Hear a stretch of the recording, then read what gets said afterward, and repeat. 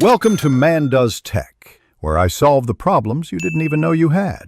You begin by signing into the updated Teams app with your work or school account and confirming you have a stable network. Once signed in, navigate directly to the chat or Teams channel where the person or group is listed. Click the video or audio call icon to start the process. Make sure to allow camera and microphone permissions when the app asks. This first step initiates the call handshake and prepares your device so others can see and hear you right away. Once the call window opens, pick the correct camera, microphone, and speaker from the device settings so audio and video route properly. You can switch devices mid-call if needed. Next, add participants by typing a name, email, or using the dial pad for external numbers. Teams shows presence so you know who's available. If this is a planned session, select Meet Now or Schedule Meeting to reserve time and generate a join link. This guarantees calendar invites and reduces no-shows.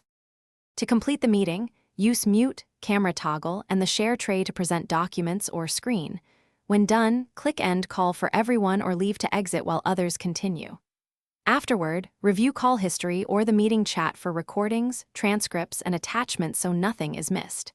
If something goes wrong, first test devices in Settings and restart the Teams app. If audio persists, toggle microphone permissions or join from another device. This one troubleshooting step resolves most. Thanks for watching. If you found this helpful, don't forget to like and subscribe.